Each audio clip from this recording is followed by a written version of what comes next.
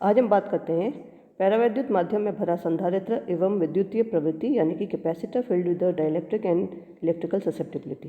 पैरावैद्युत माध्यम की विद्युत प्रकृति समझने के लिए एक समांतर प्लेट संधारित्र लेते हैं।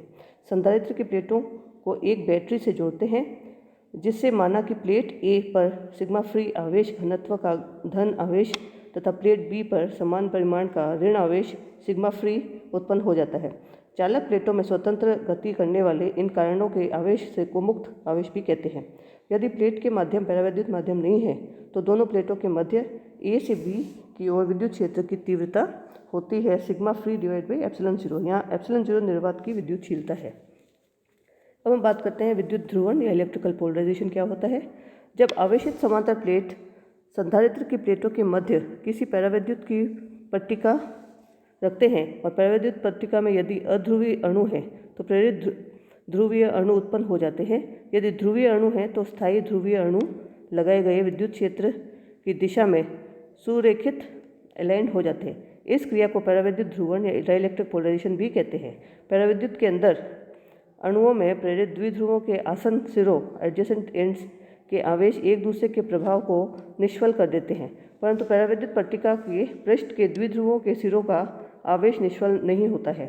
अर्थात आवेश वाली प्लेट ए की तरफ वाले विद्युत पट्टिका के पृष्ठ पर ऋण आवेश तथा ऋण आवेश वाली प्लेट बी पर पैरावैद्युत पट्टिका के पृष्ठ के समान धन आवेश प्रेरित एवं रह जाता है। माना पैरावैद्युत पट्टिका के पृष्ठों के प्रेरित आवेशों की पृष्ठ घनत्व सिग्मा पी है।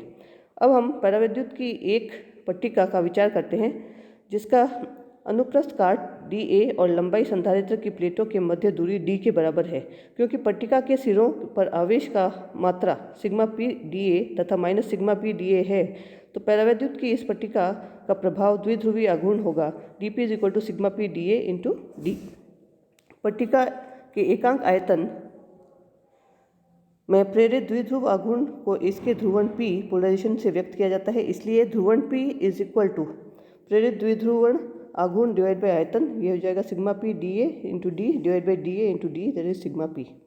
अर्थात पैरावैद्युत पट्टिका में बाह्य विद्युत क्षेत्र के कारण प्रेरित ध्रुवण P या प्रेरित द्विध्रुव आघूर्ण प्रति एकांक आयतन आंकिक रूप से पट्टिका के पृष्ठों पर प्रेरित पृष्ठ आवेश घनत्व सिग्मा पी के बराबर होता है। इसका मात्रक कूलम प्रति वर्ग मीटर होता है। यदि संधारित्र की प्लेटों को किसी तार द्वारा जोड़ दिया जाए तो प्लस माइनस सिग्मा फ्री आवेश स्वतंत्र होने के कारण तार में से प्रवाहित होकर नष्ट हो जाते हैं और प्रेरित आवेश वो होते हैं प्लस माइनस सिग्मा पी, इसके बद होने के कारण पैरावैद्युत में ही नष्ट हो जाते हैं। इसलिए सिग्मा पी को बद आवेश या बाउंड चार्ज भी कहते हैं। माना बाह्य विद्युत क्षेत्र के कारण पैरावैद्युत पट्टिका के पृष्ठों पर प्रेरित विपरीत आवेशों का स्वयं का विद्युत क्षेत्र EP है, तो इसकी दिशा बाह्य विद्युत क्षेत्र की दिशा के विपरीत होगी। प्रेरित ध्रुवण के कारण उत्पन्न विद्युत क्षेत्र EP is equal to minus sigma P divide by epsilon zero. हम जानते हैं कि sigma P is equal to P. अगर इसको हम इस इक्वेशन में रखें तो EP is equal to minus sigma P by epsilon zero, ये हो जाएगा minus P by epsilon zero. सदिश रूप से EP is equal to minus P by epsilon zero. जो विद्युत प्रवृत्ति है इलेक्ट्रिकल ससेप्टिबिलिटी के बारे में अब हम बात करेंगे। वो हम जानते हैं कि विद्युत प्रवृत्ति होती है समदैशिक आइसोटोपिक पैरावैद्युत माध्यम ऐसे माध्यम होता है जिसमें विद्युत गुण सभी दिशाओं में समान होते हैं और द्विध्रुव आघूर्ण P विद्युत क्षेत्र की तीव्रता E की दिशा में प्रेरित होता है। ऐसे माध्यम में ध्रुवण P विद्युत क्षेत्र की तीव्रता E के अनुक्रमानुपाती होता है, अर्थात P is proportional to E। P is equal to epsilon zero chi E। यहाँ काई एक विमाहीन अदिशिक नियतांक डायमेंशनलेस कांस्टेंट है। इसे विद्युत प्रवृत्ति या इलेक्ट्रिकल ससेप्टिबिलिटी भी कहते हैं। बहुत अधिक तीव्रता वाले क्षेत्र में काई का मान नियत नहीं होता है, परंतु अल्प तीव्रता वाले क्षेत्र में काई का मान नियत रहता है। विषम दैशिक या अनिसोट्रोपिक पैरावैद्युत माध्यम में विद्युत गुण दिशा पर निर्भर करते हैं। इसमें ध्रुवण P विद्युत क्षेत्र की तीव्रता E के समांतर प्रेरित नहीं होता है। इस प्रकार के पैरावैद्युत में विद्युत प्रवृत्ति काई को टेंसर के रूप में व्यक्त किया जाता है। विद्युत विस्थापन या इलेक्ट्रिकल डिस्प्लेसमेंट ध्रुवण के कारण P विद्युत क्षेत्र EP बाह्य विद्युत क्षेत्र E0 के विपरीत दिशा में प्रेरित होता है, जिससे बाह्य विद्युत क्षेत्र के कारण पैरावैद्युत में पृष्ठ आवेश सिग्मा P की प्रवृत्ति बाह्य विद्युत क्षेत्र की तीव्रता को कम करने के लिए होती है। परावैद्युत में परिणामी विद्युत क्षेत्र की तीव्रता E = E0 + EP, ये हो जाएगा 1/ε0 sigma free minus sigma P. लेकिन हम जानते हैं कि सिग्मा पी = P, तो E = 1/ε0 sigma free minus P. तो सिग्मा फ्री को हम इस प्रकार से लिख सकते हैं ε0 सिग्मा फ्री ε0 E + P। अतः समीकरण के अनुसार ε0 E + P एक ऐसी भौतिक राशि है जो केवल मुक्त आवेश घनत्व पर निर्भर करती है। इस भौतिक राशि को विद्युत विस्थापन या इलेक्ट्रिकल डिस्प्लेसमेंट D के रूप में परिभाषित किया जाता है। D = sigma free, D = ε0 E + P, और सदिश रूप में D = ε0 E + P एक समान समदैशिक माध्यम D, E और P एक ही दिशा में अर्थात समांतर होते हैं।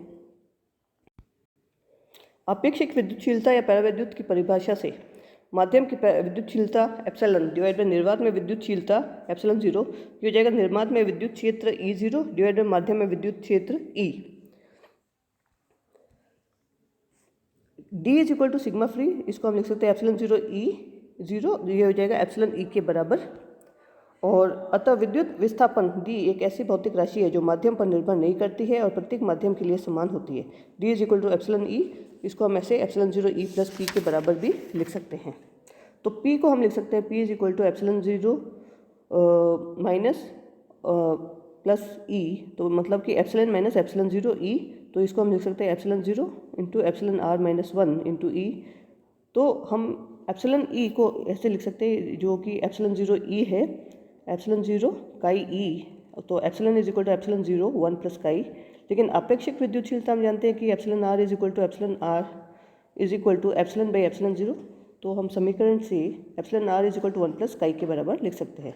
यह समीकरण माध्यम में परावैद्युतांक तथा विद्युतीय प्रवृत्ति के संबंध में व्यक्त कर सकते हैं। अब हम बात करते हैं समांतर प्लेट संधारित्र की धारिता या capacity of parallel plate capacitor क्या होता है उसके बारे में।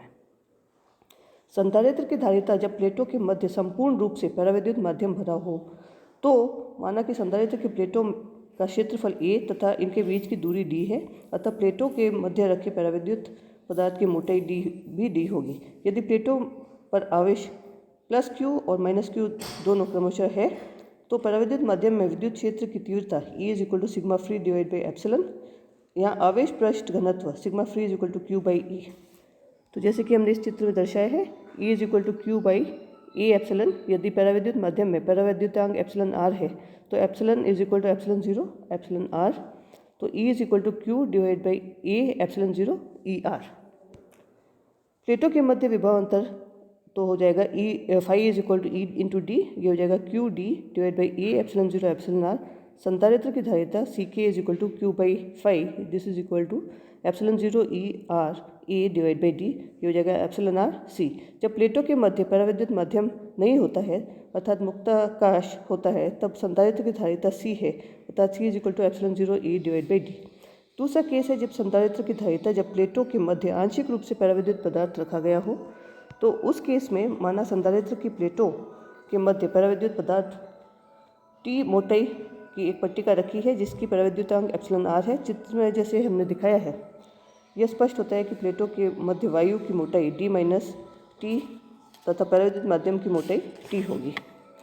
जब एक प्लेट A को +Q आवेश दिया जाता है और दूसरी प्लेट पर -Q आवेश वायु में विद्युत क्षेत्र E0 ये हो जाएगा Q divide by epsilon 0 A, और परावैद्युत माध्यम में जो विद्युत क्षेत्र हो जाएगा ये हो जाएगा Q divide by epsilon 0 epsilon r × A उत्पन्न होता है। यदि संधारित्र की प्लेटों के बीच विभव अंतर phi हो, तो phi = E0 D - T + E × T। तो हम इसको ऐसे लिख सकते हैं Q × D - T divide by epsilon 0 A plus QT divide by epsilon 0 epsilon r A। तो इसको हम ऐसे लिख सकते हैं QD divide by epsilon 0 A × 1 - T/D plus T divide by D plus D × epsilon r। संधारित्र की धारिता CK ये हो जाएगा Q divide by phi, this is equal to epsilon 0 A divide by D, ये हो जाएगा 1 - T divide by D plus T divide by D epsilon r to the power -1। तो CK = C × 1 - T divide by D plus T divide by D × epsilon r to the power -1। चूँकि परावैद्युतांक माध्यम का परावैद्युतांक epsilon r सदैव 1 से अधिक होता है, अतः संधारित्र की प्लेटों के मध्य प्रभावी दूरी परावैद्युत माध्यम के कारण कुछ कम हो जाता है, जिससे धारिता का मान बढ़ जाता है। धन्यवाद।